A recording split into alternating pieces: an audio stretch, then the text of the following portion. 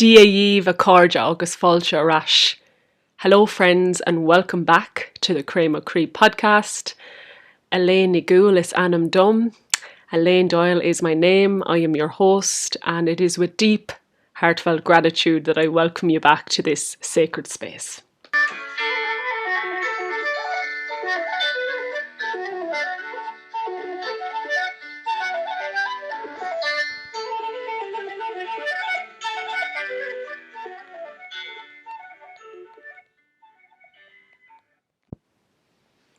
Hello everyone, how are you getting on? I really hope everyone is keeping well, wherever you are in the world. Here in Ireland, we are in the depths of winter. It is currently the 5th of December. It is the darkest time of the year as we approach the winter solstice. So I am coming to you from my hedgehog hibernation spot. So it's really good to be back here sharing the musings from my heart. Thank you for receiving. Thank you for being here. Thank you for co-creating this space, because even though I'm here on my own recording, I'm doing it knowing that you're going to show up and receive this. So thank you for being here. It's been a while. It's been a while since I've released a podcast episode, and it's been over a month. Usually I'm every at least once a month, but it's been over a month. And to me, that really reflects many things. Firstly, as I said, the hedgehog. It's like I met someone down the street the other day and I couldn't even remember how I knew her. It's like, for women, it's like when you're bleeding. That's what winter season is like. It's like it's hard to talk. It's like a bleeding brain every day in winter. That's what I'm feeling. It's hard to human. So it's just sitting down to record an episode felt like too much. I'm going to get into all that for this episode. But firstly, yes, I'm just sending so much love to everyone right now. And remembering that we are in the darkest time of the year. So a time of rest and cocooning and nourishment and pulling back from the world and saying no and really allowing yourself that space, that spaciousness. And I might actually talk about winter more after we drop in, because it's so important. But I firstly just want to say, I feel like this episode, there'll be maybe many different things. My intention is to talk about my experiences the past month in this winter season under the kind of subject or title of New Earth Consciousness and Raising Our Consciousness. But if you've been listening to my episodes or podcasts before, you'll know that I just kind of channel in the moment. But if you're, here, it's important for me to give some sort of insight into what the next hour or so is going to be about. So, New Earth Consciousness, hibernation, winter. And who knows what else, a few surprises. We'll see what the ancestors want to share through me. So, before we get stuck in, I'm just inviting you all to just bring your awareness in now. And maybe taking a deep breath if that feels good.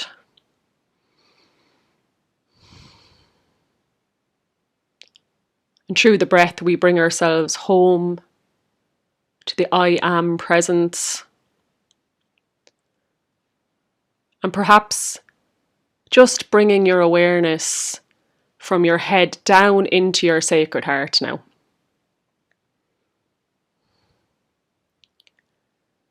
And calling on your soul and your higher self to be present here in this space.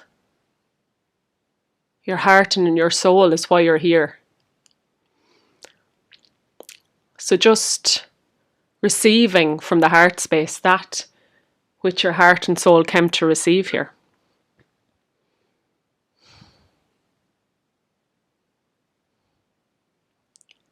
And just allowing yourself to soften and to be fully here.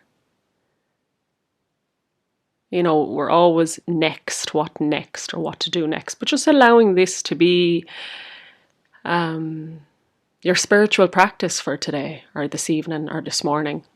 Whether you're driving, or cooking, or whatever, this is a part of your spiritual practice. So just really allowing yourself to be present with this. Because it doesn't even matter what I say. Hopefully you'll feel the presence and the stillness behind the words, which brings us into that godlike place. So there we are. We're hopefully a little bit more present or grounded, or wherever you are is all welcome. So yes, as I said, we're in the depths of darkness here in Ireland.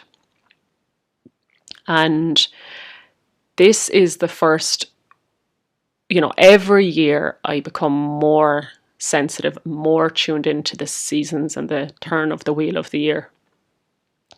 Every year it deepens. And this year, of course, it's like no other winter I've ever experienced, because it's each year gets better.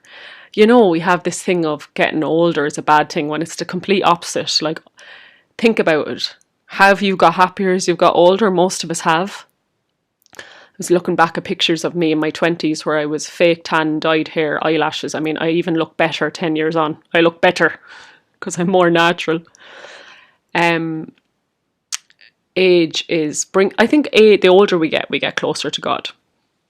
So this winter has been so powerful, and you know, we've got 2 months of winter left at least, and I just want to stress the importance of allowing ourselves to pull back and slow down.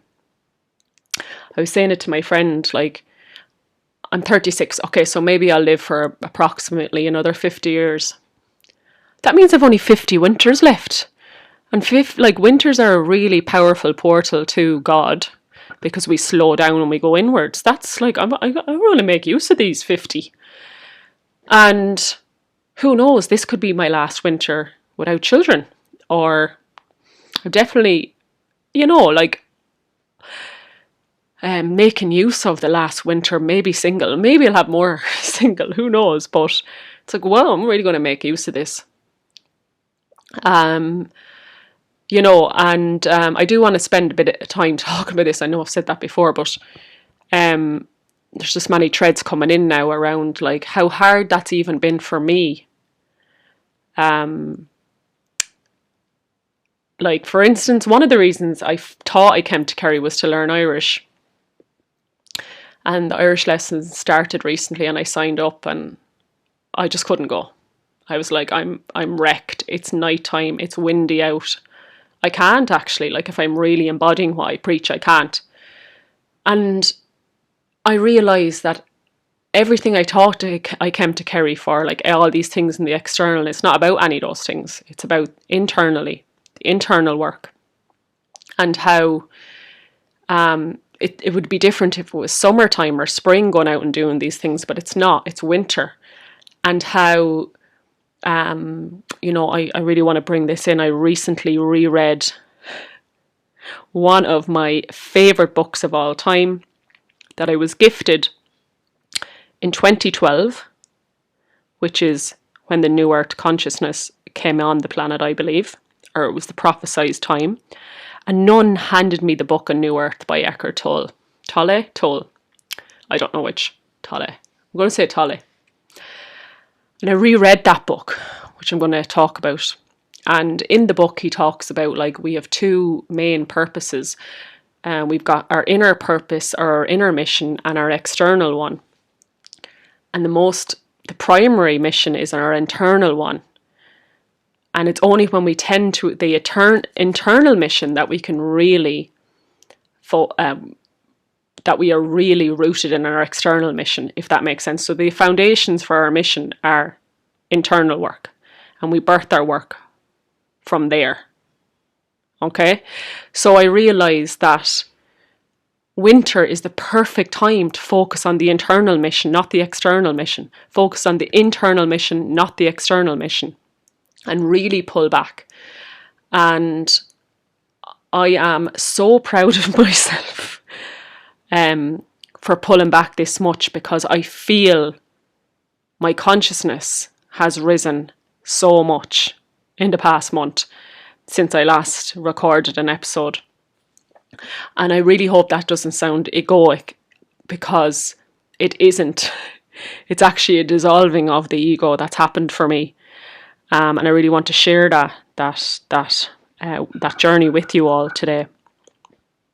So just a reminder that this is a really nice, perfect time. Wouldn't even say nice isn't the right word, to focus on the internal mission. And even for me, who's slowed down a lot, it can be hard to say no, but how important it is to really listen to our bodies, say no, pull back. And if anyone has listened to other episodes, you know, I've had a journey with with technology. I mentioned it in the episode on off-grid living. Off-grid living, I don't know what else I called it. Off-grid living. I recorded it back in June when I was living off-grid. And I said that I had this profound amount of healing happen in a short space of time because I had no internet connection.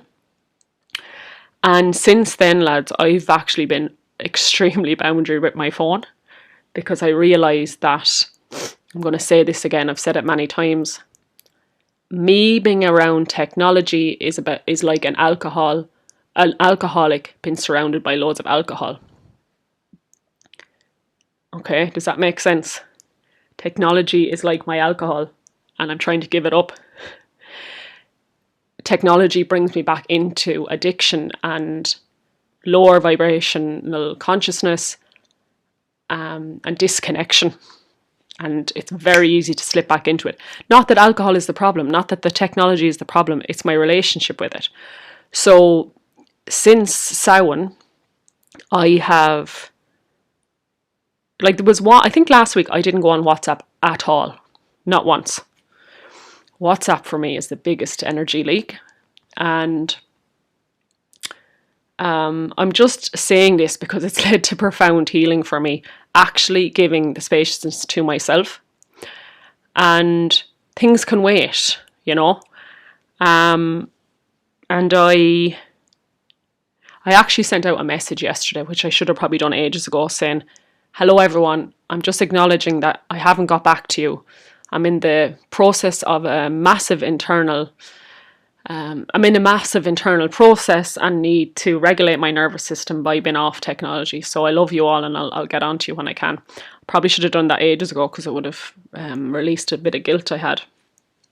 So I've really pulled back. And I think, you know, winter is a great excuse to actually turn off our phones. And, you know, if we think of nature, and nature is, you know, one of the greatest teachers for us, is like, if you look at the tree or the hedgehog, like, look how much they're pulling back. How can we learn from them and try and pull back as much as we can? Obviously, we're not hedgehogs, and we actually have to, you know, feed ourselves and there's a lot of human things to do. But there's things that we can pull back on. And I suppose I'm really passionate about this because to find the really high states of consciousness, in my experience, I've had to slow down a lot and be in order to come out of unconscious habits. And I'll get into that more. I actually can't believe how much healing has happened in a short space of time here by pulling back and honouring the winter season and focusing on the internal mission. So on that note, I listened to my last episode that I recorded before Sound around inner child healing. And there was a few things that I said that I no longer agree with. That's how, see, our consciousness changes and we no longer think like we used to. I did say, and I have done this disclaimer before, that this is not, my musings aren't absolute truth because my consciousness is continuously raising. This is my experience based on my current state of consciousness, which is ever evolving. So if I say something that doesn't feel like truth, honour that, because maybe it isn't. I can only share what feels true to me in this moment with my current level of consciousness. So I just want to name those things out. I said something along the lines in my last episode around there will always be a part of ourselves that has to be brought into the light. I don't believe that to be true anymore. Basically, we'll always have healing work to do. No, I don't believe that to be true. I believe a massive amount of healing can happen. And we get to a point where, not that we're healed, but we no longer are attached to our past, our traumas, our pains, and our pain body. And that we're embodying our beingness and our conscious awareness that is continuously bringing us back to the light. Okay? I'm going to explain that more in a minute, but I said, I think I said something along the lines of healing can take a lifetime. I've heard many healers say that, Asher, it's a lifetime long journey. Maybe it isn't. So I'm not saying that is wrong, what I said, but I don't know. Does it take a lifetime? Maybe it doesn't. So I want to explain that again. I'm going to explain that again. Or I'll explain it in a different way to get my point across. Because what I'm talking about is feelings rather than logic. So I think I mentioned this before as well, that I have, in moments of pure awareness and meditation, I have reached a state of ecstasy where it's like my human body melts away and I'm just pure awareness. And that's happened to me a few times, many times, but spaced out over, might have happened twice a year and then it doesn't happen. And in those moments, lads, I am healed because I'm out of my head, the ego is dissolved. And I remember one time it happened in Wexford and I was like, everything that's happened to me is divine, all the trauma, all the pain, because it's allowed me to evolve to this state of current consciousness or this awakening. And in those moments, I am healed. I don't even like that word, but I am pure light. I am Christed light in those moments. So what I'm trying to say is that wholesomeness, like we're looking to become whole again, to come into union with God, but that's actually always available to us. It's not somewhere we have to get to, if that makes sense. It's always there. It's just about tapping into that natural origin that we are, which is love and light. Now, this is simple and both complex at the same time, so I really hope I explain in words what I mean by this. Okay, so if anyone has read, I never give out homework on the Cray McCree podcast, and this isn't homework, but if I was given homework, it would be to read A New Earth by Eckhart Tolle. Because it really touches on all the unconscious patterns we have as humans and how to break them. I've read it many times over the past decade, but it really landed recently. And I used to think that maybe Eckhart was being a bit harsh, but I realised that he has to call it out. He has to be kind of a harsh tone to cut through the ego. If he's kind of baiting around the bush, the ego will not dissolve. So that's the homework, the no homework. So he talks about the present moment. His other book is The Power of Now, and that, the power is in the present moment. And I know it's cliche, but it's true that when we tap into that space of oneness, true presence, so true meditation, we feel, I'm sure there's like seconds that you've experienced in meditation. That's what I'm talking about. That's that place of wholeness and godlike energy that is always available to us. So it's not about signing up to every spiritual practice or retreat. For me, it's about coming home to our divine origins, which is always there.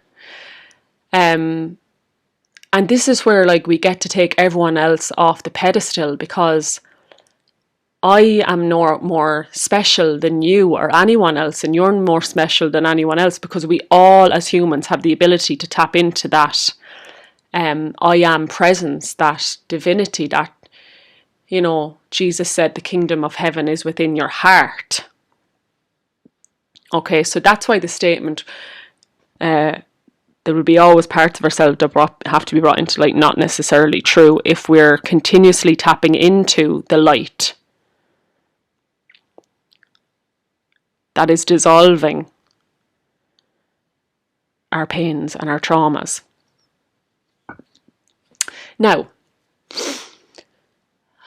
one could read Eckhart Tolle, and, I have a friend that's really, really, really into their work. And I feel like they missed out on the chapter of the pain body. So the pain body, if you haven't read Eckhart's work, is basically unresolved emotions from trauma. So he calls it the pain body. And he talks about like we have to disidentify with our pain body, but not disidentify by disassociating and not feeling what's there. So the reason I'm talking about this, lads, is what I'm trying to get across is that it's not all just love and light. Even though I'm talking about tapping into the infinite part of ourselves that is always connected to God, we also in the present moment have to feel whatever unresolved emotions are there from our past and our pain body. Okay, so, and Eckhart talks about this in A New Earth, where if you meet someone and their energy is off, or you just can't connect with somebody, a lot of the time it's because we're feeling the density of their pain body, and they haven't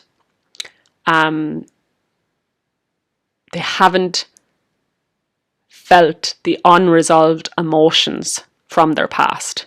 So all this, the last episode I talked about the importance of inner child healing, shadow work, trauma work. It's still and always will be very important as we raise our consciousness, because it gets trapped in our energy field otherwise, and it's a dense energy. And when we heal and feel the unresolved emotions within us, it actually fuels our consciousness to raise. So it's fuel for our new consciousness. So I'm just going to read out something briefly from the chapter of on the pain body in A New Earth, and he says, when you feel the pain body, you don't fall into the error of thinking there is something wrong with you. Making yourself into a problem is something the ego loves. The knowing needs to be followed by accepting. Anything else will obscure it again. So accepting means you allow yourself to feel whatever it is you're feeling in that moment. So this, again, is a balance. New Earth consciousness is a balance of coming home to the divine light beings that we are through presence and being. And being doesn't mean do nothing. It means having conscious awareness when you do. So there's that, but there's also when unresolved emotions come up in the present moment, we have to feel them, cry, journal, go to a therapist. And I just wanted to talk about that because I didn't want it to sound like I'm like, oh my God, I've raised my consciousness, it's all just love and light now. No, he does talk in length about the shadow work that's needed. And he actually talks about collective pain bodies, aka ancestral trauma, and how different countries have heavier pain bodies. Without naming a country, he said some countries numb their pain bodies by drinking alcohol in excess. And I thought, you should have just named and shamed and said Ireland, man, because that he has to be talking about Ireland there. Okay, so pain bodies. So this is, I just want to tell you a little bit about, before I go more into the book and New Earth Consciousness, I just want to tell you a little bit about the past month for me. So I recorded Inner Child Healing about ancestral trauma and inner child healing, and a few days later I went back to my ancestral lands in Kilkenny for Samhain, which was really beautiful, you know, been on my ancestral land for Samhain, spending some time with my family and my ancestors and community down there. And I was actually really, really loving it. And you know, my dog, my parents' dog that I would have, you know, spent a lot of time with over the past few years when I lived there, and my community down there at Emer Burke's Druid Groves, and just like living, been back with my family and like sharing meals and cooking for one another and sitting down and eating together. And I was like, oh my God, like, how am I going to go back to Kerry? Because I'm on my own down here, basically. I moved down here not knowing anybody, and there isn't family or my long-term community close to me. And I was like, I actually don't really want to go back. And, you know, when you're in the midst of a spiritual awakening, it's like, it's nice to be kind of nourished by, you know, having my vegetables on the land that I grew and sharing meals and not have to cook every meal because we're cooking for one another. And I was like, this is actually really nourishing. And I just, like, my space at home is really beautiful. And I was like, no, I don't want to go back. And I delayed it and I delayed it. And I'm sharing this for a reason if this is going somewhere.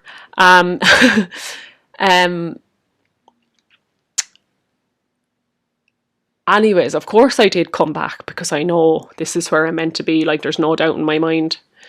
And I was really disassociated for the first 2 days.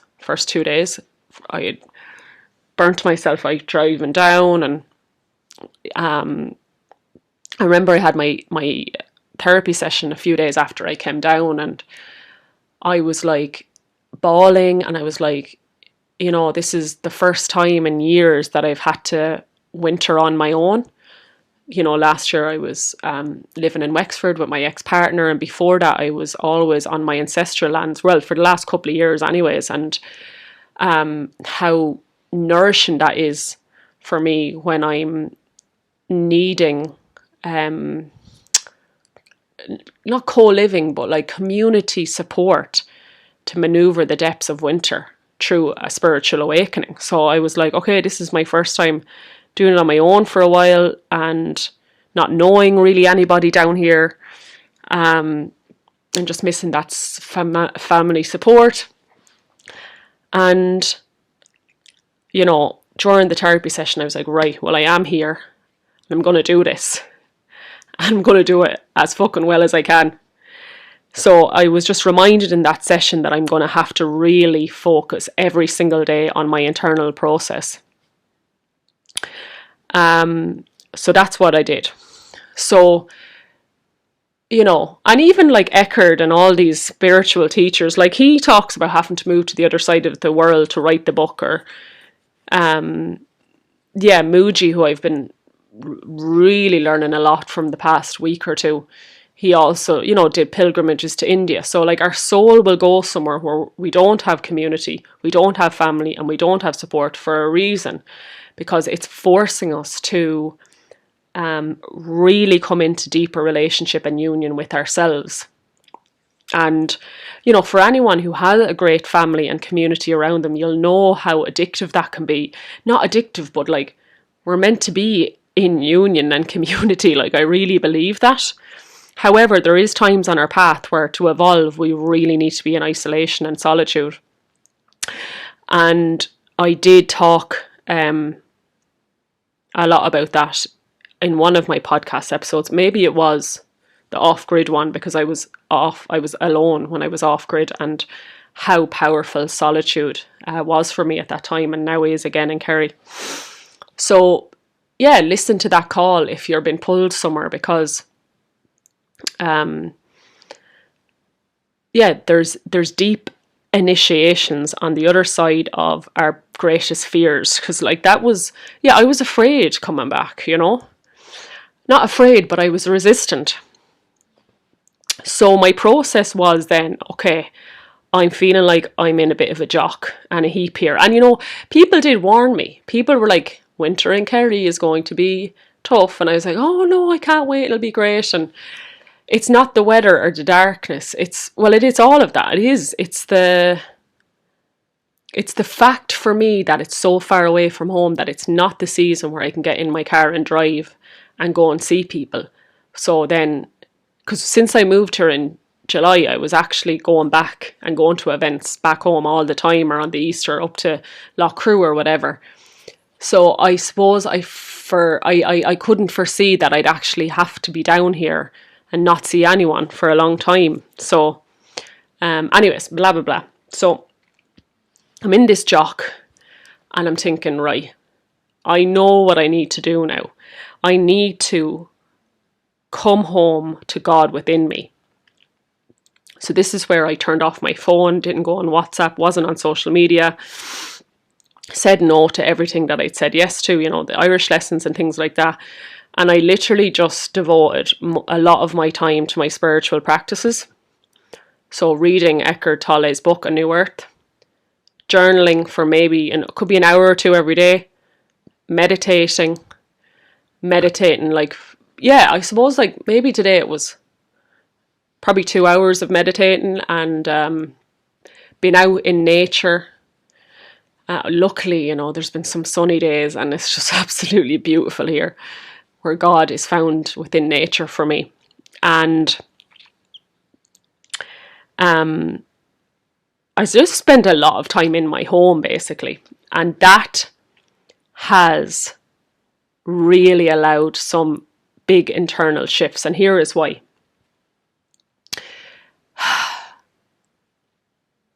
How do I put it into words, lads and ladies? When we no longer search externally for something that we can only give ourselves, a deep sense of peace comes true. And that is a quote that I shared from John O'Donoghue many episodes ago when I was off-grid. And it was something like, we can no longer search externally for that which we can only give ourselves. That's basically what happened to me the last few weeks, where I wasn't outsourcing through family and community and events. This is the first cycle where I've actually not gone anywhere. And it's, I'm just laughing because I'm like, I was going a lot of places. But anyways, that's, the beauty of Lunasa and the summer and everything. But how, when I'm not rushing around and seeking in all these things, we actually find the goal within us. And this is the New Earth consciousness, is that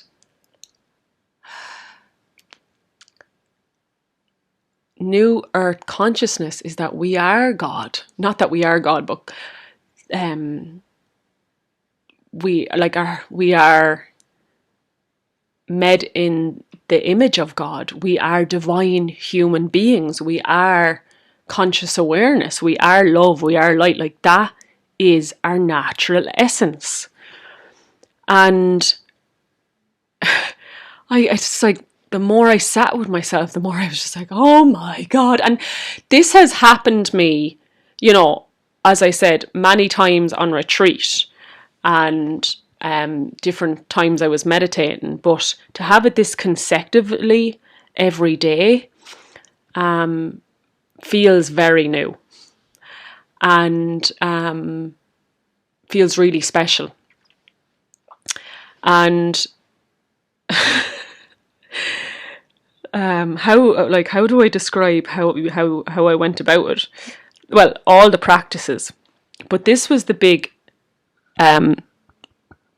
take-home messages from the book. And look, this is actually coming back to basic psychology, okay? But I suppose because I have done so much work on myself, continually shedding everything that's not love, everything that's unconscious within me. I think I was really, I read the book from start to finish within 10 days. And I got it this time. I think the first time I read it 12 years ago, I was like, I know this is true, but I don't really know what he's on about. But I think I was able to, so I'm really recommending, lads, I think there's a portal now to newer consciousness. So I'd say if you read the book now, it would land a lot easier. And so there's a big difference between reading a book and knowing it's true and actually being able to embody it. So, 12 years after I first got this book, I actually feel like I'm really able to embody it and trying my best to embody it, and very conscious when I'm not embodying it. So, I can't go through everything in the book that really resonated, and that's been landed with me the last few weeks, but I'm just going to touch on some important aspects. This is one of the reasons why I probably didn't sit down the last few weeks to record this, because I was so overwhelmed with how much I felt rebirthed and changed, and how much new consciousness was coming in, and how much I was aware of all the unconsciousness within me. I was just like, I don't know where to start. So I'll just not record, because it could be 3 hours long. And yeah, maybe this will be a longer one, but sure, you can listen in installments, isn't that it? So the main thing, right,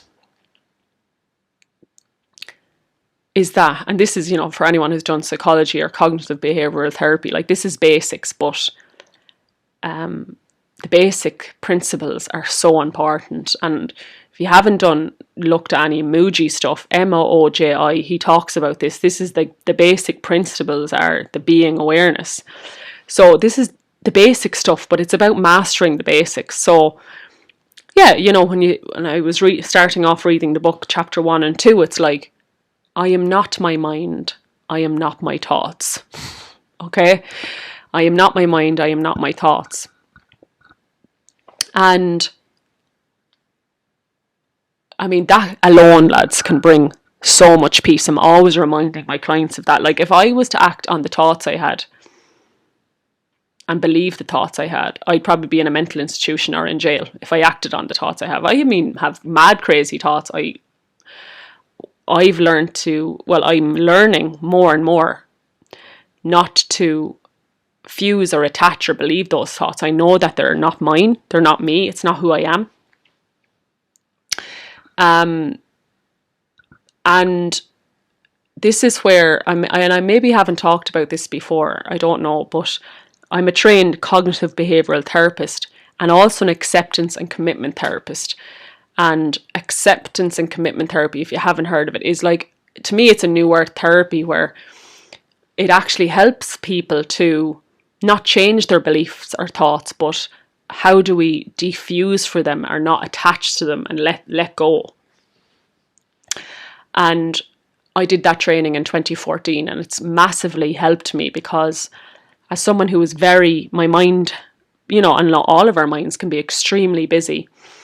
Learning how to diffuse or detach from them, so we're not acting from all these unconscious thoughts. And what is an awakening, right? What, I talk about a spiritual awakening, and you're probably in the midst of a spiritual awakening. What is a spiritual awakening? Eckhart describes it really, really well, which is awakening is becoming conscious of everything that is unconscious within you. So awakening is becoming conscious of everything that is unconscious within you. And to me, it's also a spiritual awakening is coming home to your divine origins, which is love and light and godlike energy. So an awakening is becoming conscious of your natural origins and becoming conscious of all the shite. And that's why many people, and I'll get back to what I was saying about like detaching from our thoughts in a minute, but that is why many people really struggle, me included, especially at the start of our path, of our awakening for the first couple of years, because you're becoming conscious of everything unconscious within you, and not only everything unconscious within you, but everything unconscious in the world. Who's experienced this where you wake up and you're like, oh my God, fuck, everything in my life has been a lie. Like, look at all the crap in the world. This is fucking dark. Like all the wars that are still happening and all the lies from the governments, and like how unhelpful school has been for a lot of us, and how, school is about, for a lot of us, not in all cases, not for, not for all of us, but in many cases, it's setting people up for jobs that they won't even like, And then you're in jobs, you're like, it's like this suffering lifestyle. Like, I don't want to go to school, but I have to, and I go to school and I suffer, and then I go into a job and I suffer, and so when you wake up, you're like, oh my God, everything has been suffering and nothing has been about what feels good. I remember a client saying that to me, how unusual it was when someone said to her, do what feels good. And she's like, I didn't grow up like that. We're conditioned, and we're living in this fear-driven society that it's not about how you feel or following your heart. It's about being successful, and it's this addiction to form, this addiction to materialism. So when we have this spiritual awakening, we're like, oh no, God, none of that is true. That's all unconscious. So it can be a very traumatic time. Hence why I set up this podcast, to like share my story, so it might, or share my experiences, so it might help people through their spiritual awakening. And here we are. Hopefully it's doing that. I'm going to take a breath and have some lovely turmeric tea.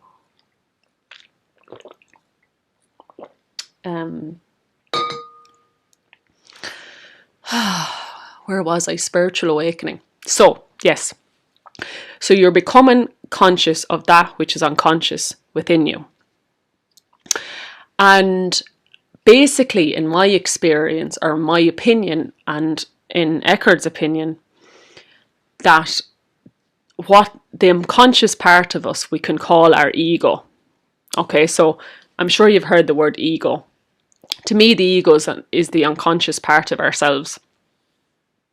And as we awaken, I feel like the most important part of newer consciousness is coming out of the unconscious ego and into the heart. Because the heart is the conscious part of ourselves. Or it is a doorway to the conscious part of ourselves. And not even our heart is the conscious part of ourselves. There is a consciousness. I am conscious awareness that is behind the ego. So, for example, I'm thinking a lot.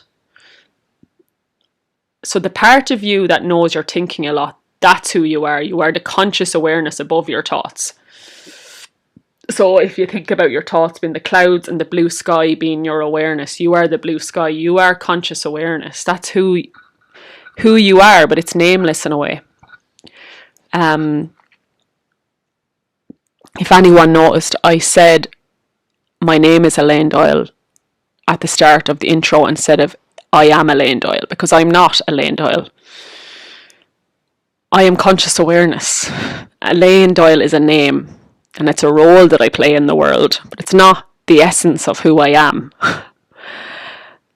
You know, I can't really put this into words. Hopefully it lands in some way. But if you read the book, you kind of know the language that I'm speaking here is, you're not your name, you're not your job, you're not your past, you're not your trauma. You are the awareness behind everything. And when you let go of, Eckhart talks a lot about this, when you let go of the identity of Elaine Doyle or healer or priestess or social worker or whatever it is, there's a huge sense of freedom, because that's been overly identified to those identities is limiting, because we're more than that. We are an infinite soul that never dies. Like, okay, Elaine Doyle will die, but that conscious, aware part of myself will live on forever. And when I don't overly identify with Elaine Doyle or social worker or therapist or whatever it is, that allows me to actually come into the truth of who I am, that is limitless. So I also changed my Instagram bio, because I was like, oh, I'm a priestess, I'm this and that, and I tried to make it as vague as possible, because I'm like, all those labels are limiting. And there's how do I say this? I feel like, I said this to my friend Aoife, that I feel like there's more ego in the spiritual world than there was in my day job. What part of me sees the ego in the spiritual world? My ego. So I don't want to project here, but there is a lot of unconsciousness around spirituality on social media, I feel. And we have to be extremely conscious when on that, or else we can get sucked into God is found in the external through these practices, when actually it's found within. And I'm a druid and I'm a priestess, and look at this spiritual picture of me, and I am this. And it's like, we're actually not. And none of us are more spiritual or connected to God than another. Okay, well, we might have developed our connection more, but each person has the same amount of ability to connect with God. So I just noticed where, and I won't project out into the spiritual community, I will just know, when I was reading this, I was like, oh my God, I really need to rein myself in and just really be conscious and aware of when my ego is arising. You know, social media can be such a dangerous place for external validation. Or why are we, what's the real reason here that we're doing this? Is it to be seen and validated and loved, and oh, look at me, I'm doing this and it's amazing. You know, I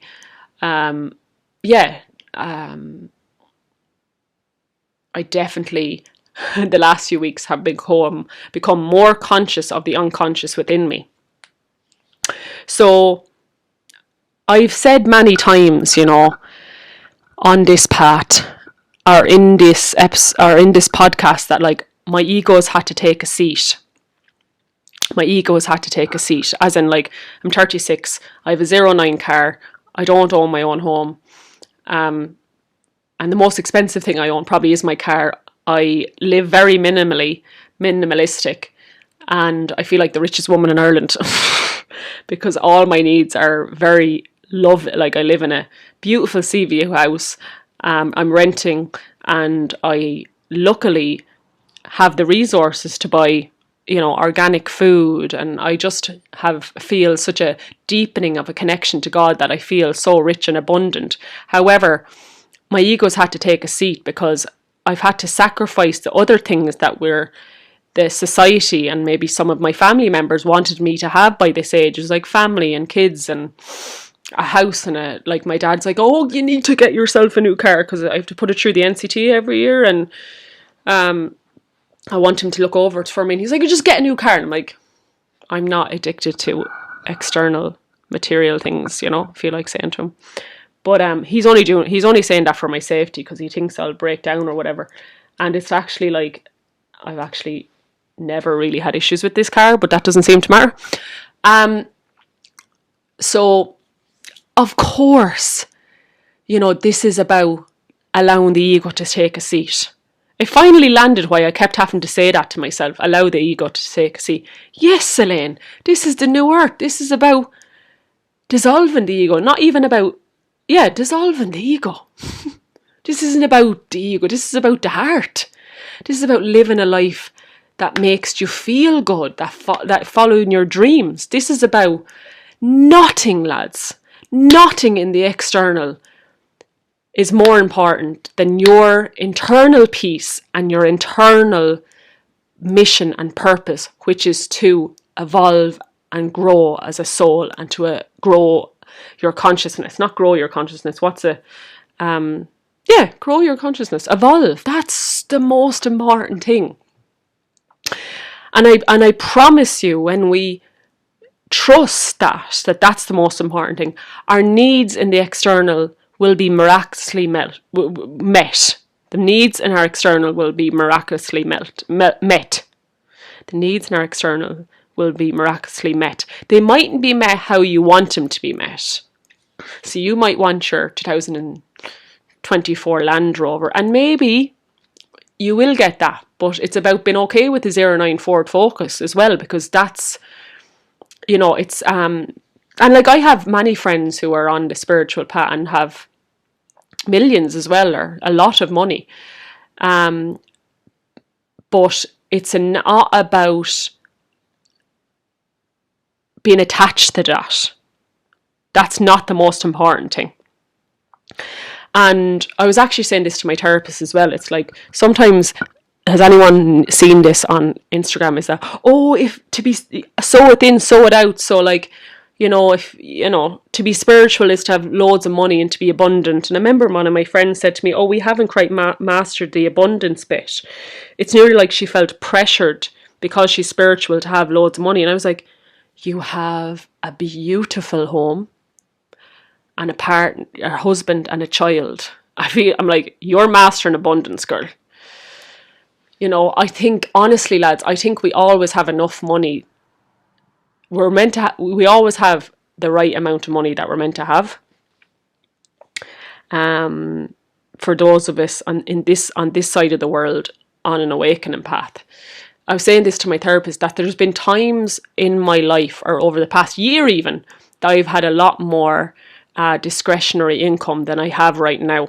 And I know that that's all divine, because now I can't just frivolously spend money on like a trip to Galway and book an Airbnb, or buy loads of cacao, or a new spiritual fucking cloak or dress. There's a reason why I don't have the money right now to do that, because I'm being brought back to stripping it all back and just sitting with myself. And that's where I've actually found the most amount of peace and God. So sometimes, you know, and many spiritual teachers have done this, you know, like especially in Buddhism, they strip back all material items. We don't need to do that. Like, if you could see where I am now, I am living in a beautiful, cozy place, and it's very warm, and the nature around me. So I'm not exactly, you know, on a vision quest in the wilderness here or anything, but I have been stripped back. As a Venus, I do like a lot of luxurious things, or a Taurus. Venus rules Taurus. And yeah, I realise I don't need my cacao to meditate with, and I actually don't even need music.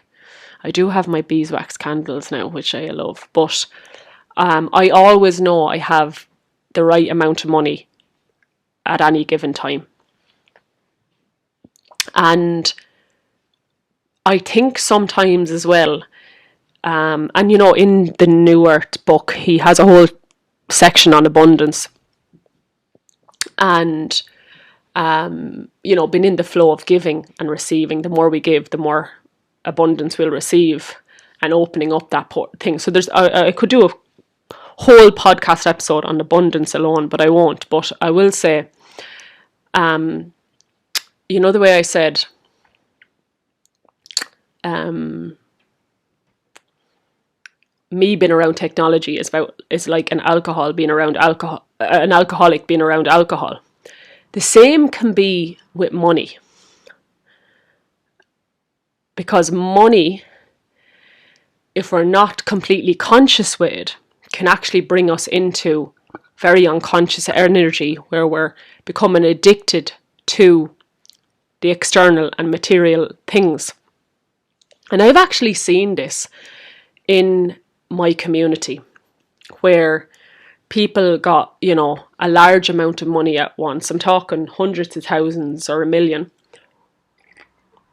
And how it actually took them away from the simplicity of their spiritual pattern practice. So, and that's not going to always be the case. I think the more we come home to the simple conscious awareness and beingness that we are, we can become more conscious with our money. I'm really at that place, and I have been for quite a long time, but I'm becoming even more conscious of it. Because we can be in a lack mentality if we're like always wanting more. And Eckhart describes it in the book really well. We want more. The ego loves wanting more than it wants. The ego loves wanting more than it wants. So basically it loves more than the things. So no matter how much you have, it'll always want more. And there's very few people I've met that actually are like completely happy with everything they have. And we kind of know this from spiritual practices, like be grateful for what you have and more will come in. So it's about like, really being very mindful that for thousands of years, humans have been addicted to form and material and external. And, it's actually shocking to think in the mainstream society that success is like your job and getting promoted and your car and your house. Like, it's actually mental. And I'm always reminding my parents of that, that like, because they worry because I don't have what they think I should have, right? I'm like, Ma'am, I'm the happiest I've ever been in my life and I'm at peace. And she's like, yeah, I know that's what's important. I'm like, I forget that not everyone is at where I'm at. Like, it's funny. And I think parents will always worry no matter what. But newer consciousness is about being extremely mindful of our addiction with form and identity and materialism and wanting more, and I'll be happy when. And like I realized that in subtle ways I was still doing that, because like, I can't wait. I'd love to build my own home on my own piece of land, and I can't wait for that, and I can't wait to have kids, and I can't wait to meet my partner. And that in a way is an addiction. That is in a way is an attachment to form in the external. Well, there's you can look forward to it and desire it. But when there's for me, there was definitely an unconscious longing there, which I'll speak about. Is like just letting go and having less attachment with these things in the external. And I was on Muji's website last night, and there is an About Him page, and I'd really check it out, because there's very few spiritual teachers that on their website they actually really go into their story in detail. And you know me, I love a good story. So I read his story and something really landed by reading his story, and I went to bed absolutely blissful. From reading his story, it made me realise that it's just not about anything in the external. It's not about birthing kids or getting married or waiting to build my house. Like, that's not the primary mission. The primary mission is to awaken is to awaken to the truth of my existence, which is pure awareness, pure love, pure light, pure peace. Honestly, that is, I believe, I can only speak for myself, my primary purpose here on earth. That's what Jesus was here to show us, and all these other spiritual teachers, Mary Magdalene, the Tuatha De Danann have that Christed conscious light. And Eckhart Tolle and Mooji and all these amazing spiritual teachers that we have. I mean, there's so many ascended masters in physical form on the earth right now. It's incredible and it's overwhelming. It's like, not that it's overwhelming. I'll come back to that in a minute, all the different spiritual teachers and lineages, right? I'll come back to that in a minute, but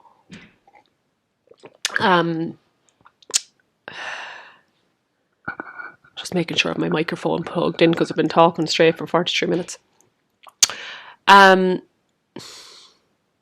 Where was I, lads? Oh yeah. I said it to my therapist today. I was like, I was telling her about this realization I had when I read Mooji's story. It's like, having kids to me is really important. And, ever since I was a child, I was babysitting 5 kids under the age of 8 when I was 14. I love children. And I feel like, yeah, being a part of my, being a mother is a part of my path. However, like, I was talking about, my ex-partners, because I had a very, very, very vivid dream on Monday about one of my ex-partners. So there's been a lot of shadow work as well this past few weeks. I barely slept, lads, because the more I awaken to my true essence, the more the unconsciousness is coming up within me. So I'll read out a little passage from my journal that I wrote earlier on that I shared with my therapist. And I said to her, like, when I look back on that, my last long-term relationship, which is in 2013, and how unconscious the energy was there and how traumatic the ending was, I was like, and in the dream, I thought I was pregnant with this person. And that would not be good, right? Because there's no. And I thought, more than a mother, more than a wife, I want to be conscious. More than wanting to be a mother or more than wanting to be a wife, I want to be conscious of my true origins. And how, that person that I'm talking about has not actually gone on the healing path. And they're still in that same level of consciousness. And I'm like, I'm fucking proud of myself. I give up all this shite in the external to focus on myself. And okay, I don't have kids and I'm single, but that's not the most important thing. For me, the most important thing is that I am awake and I am conscious of what is unconscious within me and my lineage and humanity. Way! Yes to that, lads. And I know you're all on this path as well, so well fucking done to us. Yes, there's sacrifices we have to make for this. They're worth it. Sacrifice is a sacred rite of passage. And of course, I do believe that I can also birth kids and be a wife and be conscious. Yes, of course, you can do both. But it'll happen when it's meant to happen. And there's just this like letting go of the neediness for it to happen by a certain age. Like I do not, maybe I said this, I do not believe in this geriatric motherhood thing. I'll be birthing at 50 if I have to, because my womb has never been as good. So all these things, all this addiction to the external, lads, it's secondary. It is fucking secondary. And I do, excuse my language, but sometimes it just kind of describes it, doesn't it? Sorry, I'm just moving around my microphone here. Okay, so what did I say I'd come back to? Firstly, like, I'm going to get pins and needles soon because I haven't moved from this spot at all. But it's good for me. There's so much spiritual offerings and practices and lineages and teachers and paths to go. And I know it can be overwhelming. And, you know, I think to simplify it, a lot of the teachings are connected. You know, this idea of oneness. You know, people say there's a link between Sanskrit and Gaelic, India and Ireland. Yes, because all of the origins, all of the wisdom and origins come from the one consciousness, really. So they're all connected. So that's why I really don't like labels of like even Druidry or Celtic Christianity or priestess or Buddhism or Jesus, because it's a consciousness. It goes beyond these names and labels. And for me, after going down many different paths and many different roads, the thing that really resonates the most is this idea of stillness and beingness and meditation that brings us inwardly to that place of calmness and I am the conscious awareness that we are. And maybe it'll be, you know, you'll have to meditate for days and months before you experience that, like I did.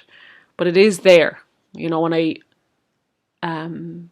did my first silent retreat back in 2020 with Mario in Chalkbree in County Carlow. It was my first ever silent retreat. It was for 4 or 5 days. And I found God.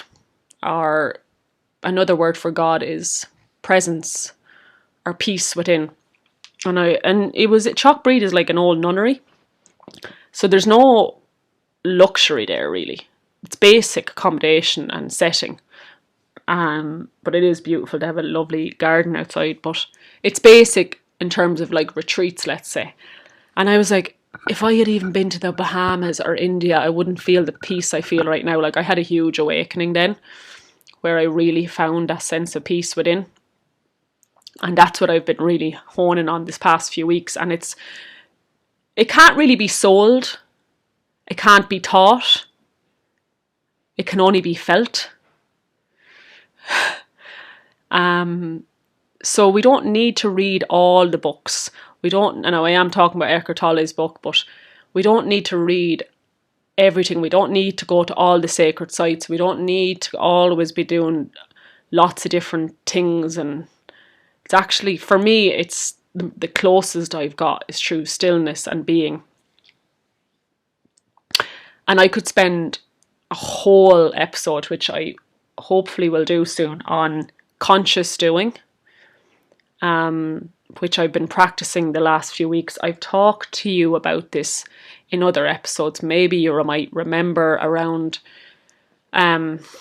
me slowing down and not doing as much until I become more present and in my body as I do.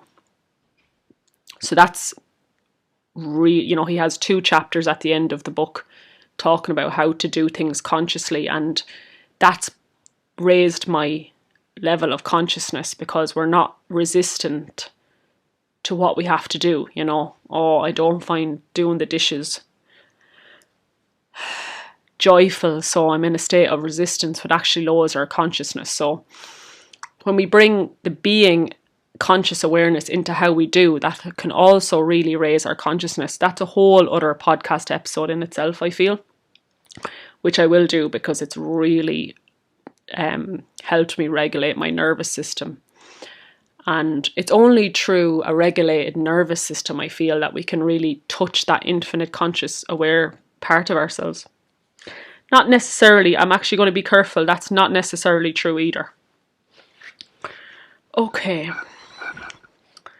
so I'll just take a drop of tea there. So I'm just going to read out a little paragraph from my journal from this morning. Okay. Wow, through the slowing down and stillness this past cycle, at the darkest time of the year, it has brought some huge shifts internally. Like this light bulb has been switched on within me, truly showing all the unconsciousness within me. And the light bulb being my natural origin that is always connected to God, that is always perfect, whole and complete. I have becoming more aware of my ego, thoughts, and unconsciousness. And I have been holding that being consciousness more and more, which is just amazing. Deep peace, and at the same time, I feel like I'm barely sleeping at all and finding it hard to fully switch off at night. So just going with it, as the thoughts at night are positive, it's like my mind is integrating all the new consciousness, reflecting on it, etc. So not just knowing that all is well, that there's nothing I'm doing wrong. In fact, it's the complete opposite. So I just wanted to share that little thing to describe what's been going on. Basically, the light bulb has been switched on at the darkest time of year, and it's bringing a light to all the unconscious within me, but it's also bringing me that pure light of God as well, And I'm barely sleeping because I'm just so fucking activated. But I went to the sauna earlier on to really try and help me just calm down and unwind, and sleep is so important. So that's that. I don't know where I'm on time, lads, but anyways, there's a few more things I want to touch on. As I said, I could be here for hours and hours talking about everything that's happened the last month, but I can't be here for hours. I'd be fucking burnt out. Okay. I'm just reading through some things I wrote down. I've never even had to do that before, lads, write down some pointers. There was just so much coming through. Okay, so in the last episode, I would have talked about, if anyone listened, inner child healing and really having to look at those wounded parts of myself. And honestly, a large amount of healing has happened since I recorded that podcast, through showing up for myself, through really holding myself, journaling, crying, my therapy sessions, meditating, loving myself. I am love, I am lovable, I am worthy. And if you remember, I talked about not feeling worthy of my future partner, because of course, like, not being attached to it, I do, yeah, of course there's somewhere out there for everyone, I do feel that. But there was this part of me, this wounded inner child, that didn't feel worthy of great love or reciprocal love. Hence why I would have talked about how that lack of worthiness actually ended up having that lack of worthiness made me be in a lot of very unhealthy relationships, because I didn't think I was actually worthy of love. That was obviously the pain body attracting more pain, and that there was stuff within the pain body that needed to be felt and healed in order to attract new love. It's the trauma bond, and he talks about that, like unresolved pain bodies will attract pain bodies with a similar vibration. And I just did a lot of healing around that at that time, around Samhain, and just something clicked, lads. I was like, oh my God, of course I am worthy of my beloved. It just, yeah. Now I know this is at the back of years of work, but like, a lot of healing basically can happen in a short space of time when we're devoted and ready, and we're dedicating ourselves to our practices. And when I say practices, I don't mean the external stuff, but practices that are helping our internal world, like journaling or talking it out and meditation or whatever it is for you, music or whatever it is. So yeah, I don't know, I just felt like, boom, no, of course I'm worthy. I can really feel the shift there. And like, maybe it'll be tomorrow, maybe it'll be in 5 years or a decade. It doesn't matter. I know how worthy I am now of love everywhere I go. So I really just wanted to share that devoting ourselves to this it pays off, lads. It pays off. And the next thing I'm about to say, I hope I better plug in my laptop. It's at 10%. Maybe I'll keep talking until it goes to 1%, and then I'll pause, or I'll end it. Let's see. Anyways, so the next thing I'm going to say, I hope it makes sense. So around Samhain as well, I'm back on my ancestral land, and we do a Samhain altar for all the pictures we have of our recent ancestors, me and my mum, and we lit a candle and prayers, and it's a time of ancestors and receiving the gifts of our ancestors and releasing the pains. And when I came back to Kerry, I was like, it's really important to heal unresolved pain from our past and do ancestral trauma and inner child healing, really important. But there felt like an importance, and I think this is really important, is letting go of our past as well. Been like letting go of it, like not allowing it to rule our present and our future. And letting go, like, I really wanted to say this, I think in my first podcast episode, I was like, this is a place where I share my story, and this is my story. Yeah, I don't really want to phrase it like that anymore, because it's an over-identification with the external happenings in my world, when that is actually not it's not me.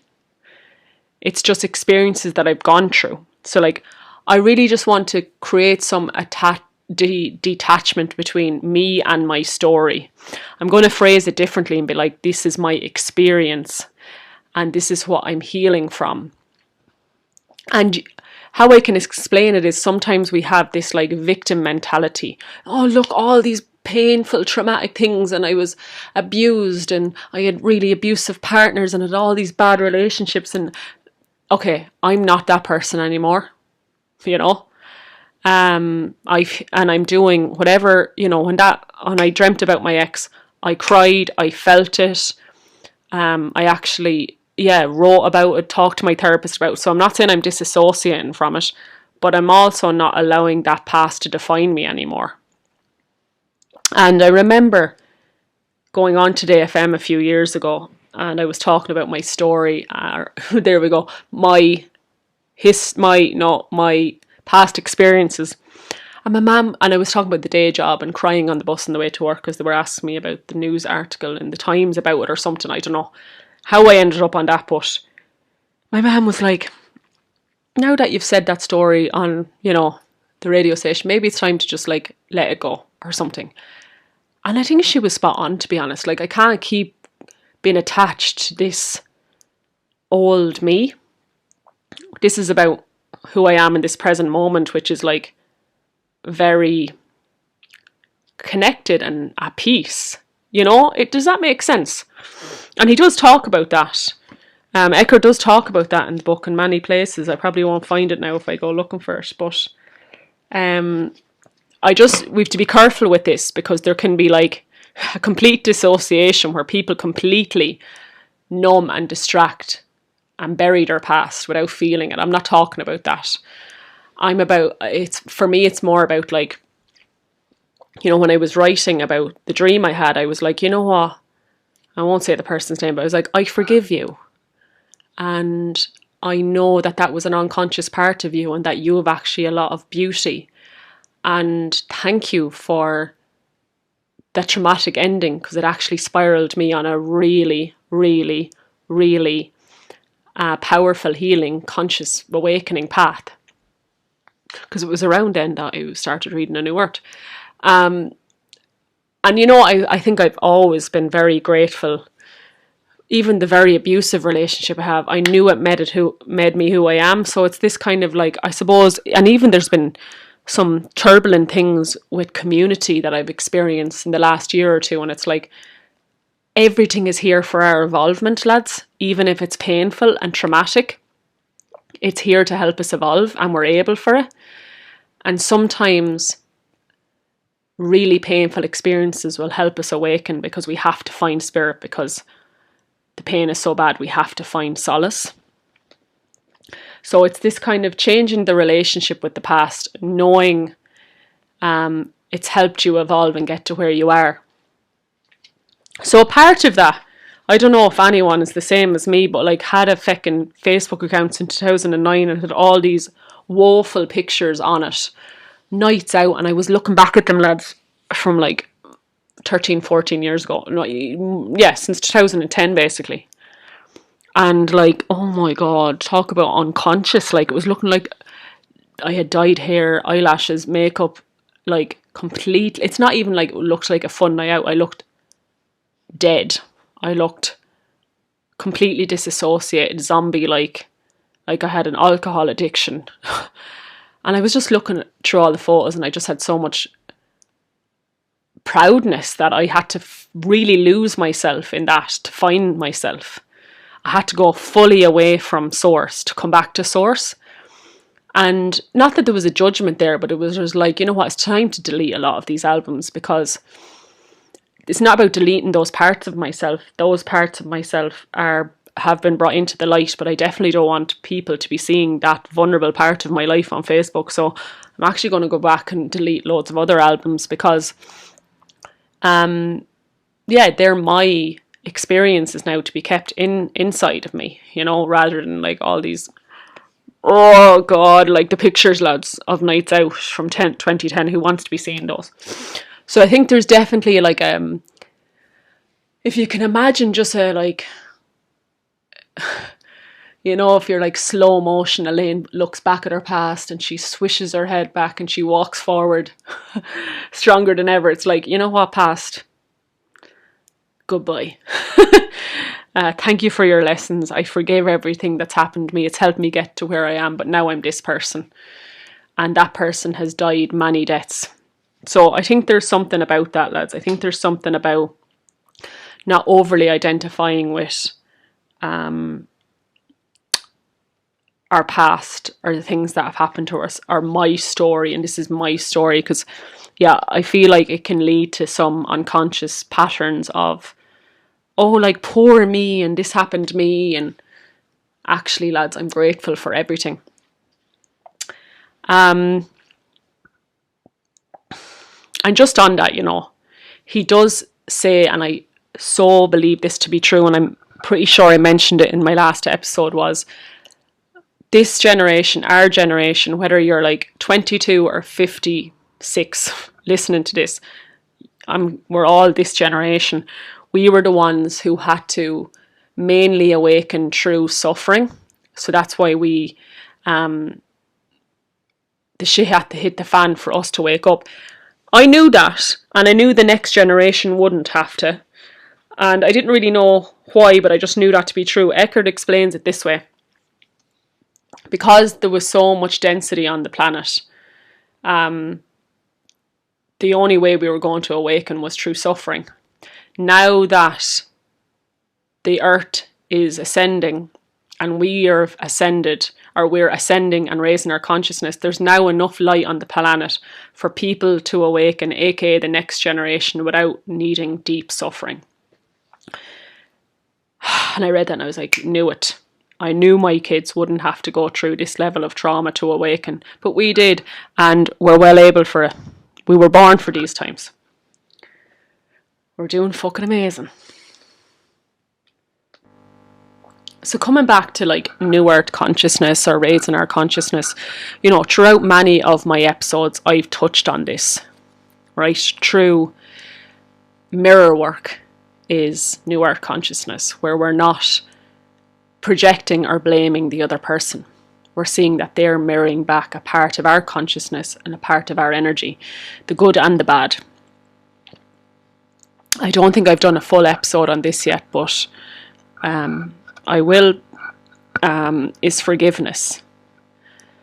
It's a huge way to raise your vibration and your consciousness, and it's definitely a massive part of the New Earth, is forgiving ourselves and forgiving all of the people in our lives that have caused us pain. It's not about saying it's okay, but it's about releasing the resentment and the toxicity that resentment can bring to us. So forgiveness, mirror work, compassion, not judging ourselves or others, Okay, so I just, for the last 10 minutes or so, I'm just going to briefly touch on different forms of New Earth consciousness, or how to raise our vibration now on this prophesized time of planet Earth. I mean, you don't need to call it the New Earth, but it's definitely a very pivotal point on planet Earth where we're now choosing to come back into our hearts and to move out of the unconscious patterns of the mind. Again, they're podcast episodes in themselves, but I just want to touch on them. So, non-judgment. So this is probably why I was awake, not sleeping much, because like when you really tap into the conscious awareness. So what I'm talking about is like, okay, I'm aware now that I am judging someone else or judging myself. That's my ego, and I smile. Because you don't want to make ego the problem. The ego loves that. You want to just smile and acknowledge and notice and become aware when you're being in unconsciousness, and then bring your energy back to the present moment. So just, become aware of when you're projecting, blaming, complaining, and judging, because they're all unconscious ego patterns. And it's actually, it can be scary to see how much you're judging yourself or others. But it's unconscious and it's lowering our vibration. So the first step of newer consciousness can becoming aware of the unconsciousness within us, which is the spiritual awakening. So, and as I said, the book goes into great detail about these things, but I remember reading it a long time ago, and I thought, oh my God, complaining. Like, Irish people, we love to complain about the weather, and especially here in Kerry, because it can be windy and rainy a lot, and just seeing how, like, it's a default for Irish people to complain about things that are actually not even bad. Like, the weather isn't bad, it just is what it is. The rain isn't bad or good, like, it just is what it is. So I've been just becoming aware of that, and been having conversations, been like, I love all weather, and it's, it's like just little subtle things. Or when we're judging our partner or our children or projecting. So newer consciousness is becoming firstly conscious of everything that isn't conscious or isn't love. So I'm going to mention them again: judgment, projecting, complaining,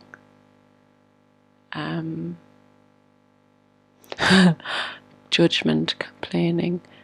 What else is there? Judgment, complaining, over-identified with materiality and being focused on the external, putting our happiness and peace on the external. That is unconscious. So there's lots of different things. You'll know by the vibration, lads. You'll know it's unconscious by how it feels. Judgment never actually feels good. Complaining never actually feels good if you tune in. And it's impossible to stop all these things straight away, but becoming conscious of it and pulling yourself back into the present moment. And I think it was it the Buddha who said, when I became enlightened, it wasn't that these negative thoughts went away, it was that my relationship with them changed. And for me, it's like the last 5 years since I stepped out of the day job, it's not that all my mind calmed down and became like an easy place to be. It was that my relationship with my thoughts and my mind changed, where I was no longer acting out of unconscious patterns that I should have this amount of money, or I should be in the day job, or I'm lazy. And that's where my weekly therapy sessions really helped, because she kept pulling me back to my higher self. That's your unconscious ego. Do you want to act on that? No. So these thoughts might never go, but your relationship with them changes, where it's like, I see this with my clients all the time. They're like stepping back into unconscious patterns or situations, and it's like pulling them back to their heart. What does their heart want? What's their highest timeline? Just becoming, again, unconscious of that, which is unconscious within us, and making sure not to act from that place anymore. Yeah, and just thinking of other things that are unconscious, because I think sometimes it's easier to start with the unconscious. Well, that's where sometimes the spiritual awakening starts, is what's unconscious within us. Other things are, I'm right, you're wrong. So that war kind of internal consciousness. Yeah, I'm right, you're wrong. That's unconscious. It's actually the ego. What else? I had it in my mind there. Let me just think for a sec. Oh yeah, fear. Fear of any type is unconscious, and it's connected to the ego. Distrust. Distrust that my needs won't be met. So it's like, oh, if you feel any distrust or fear coming in, I'm aware that that's an unconscious part of myself. I'm going to come back to trust. I'm going to come back to my higher self. So it's just really becoming, I think, naming it. I think to practice in relationships, he says in the book, and I wish I'd done this with my ex-partner, was like when we'd have a fight or something would come up and like, you're just after triggering my pain body, and take a breath. So you're not overly identifying with your pain body, but you're letting them know, or you're letting yourself know, my pain body's been triggered now. There's a certain friendship in my life at the moment that's actually really triggering my pain body, but it's like, it's not me it's necessarily triggering. It's triggering an old part of myself that needs to be brought into the light. So noticing that, so naming it, that's an unconscious part of me, that's my ego, that's my pain body. Naming it without overly identifying or attaching to it, creating spaciousness between you and the unconsciousness, because that's actually not your true self. It's ancestral trauma, it's social conditioning, and it's not actually the full truth of who you are. It's a part of what's been put onto you. It's part of this illusion, this game of coming into this world to try and remember our true origins, and everything is distracting us and trying to take us away from our true origins.